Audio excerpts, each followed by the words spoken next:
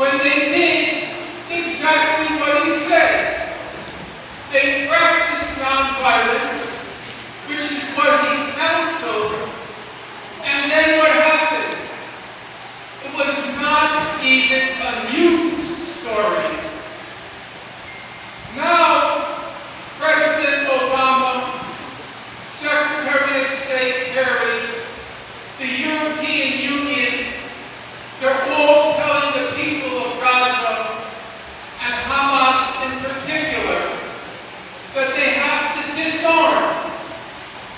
They have to get rid of all their weapons. Well, we know already what's the end of the story. If they disarm, they're like the people of Egypt, like the Muslim Brotherhood. If they attempt to resist non-violently, the occupation and the blockade, they will meet exactly the same fate as the people of Egypt. Nobody will listen. Nobody will care. Thousands will be slaughtered in Gaza, and it won't even be a news story. So that's what you're being counseled by the Americans and the Europeans. If you resist violently, that's wrong. Only Israel, only the United States, only France, they're allowed to use violence. But if Hamas or the Palestinians use violence, if Egyptians use violence, that's wrong. But if you don't use violence, if you are non-violent, well, where does that get you? Nobody even notices.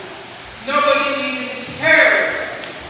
Nobody even lends a minute of their time to what happens to you.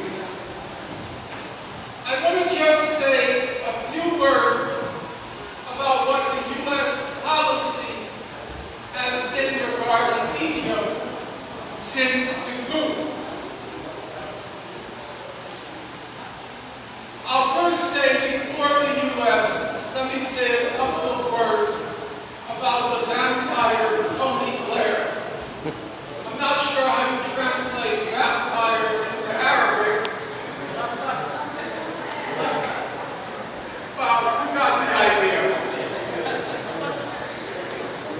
Now remember, Tony Blair is the representative of Western civilization in the Middle East. He's the special Middle East envoy. They chose him for that job because he helped murder 1 million Iraqis. So he's obviously very qualified to represent Western civilization in the Middle East. I'm just told I have 2 minutes. Now, for a professor, I've just cleared my throat. I'm going to then skip, because I do want to respect the time limits put on me. I'm just going to then skip to what I wanted to say at the very end, because I want to return to that little boy with his voodoo shirt. What I want to say is, some people ask the question, or some people are thinking, what great hell am I doing here? I am white, Jewish, from Brooklyn, New York, don't speak.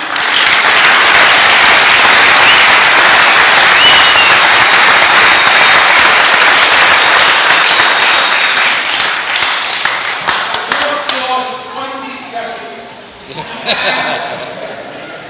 Brooklyn is a nice place to live, but I'm not sure it deserves so much applause. Some people wonder, what am I doing here? And for me, at any rate,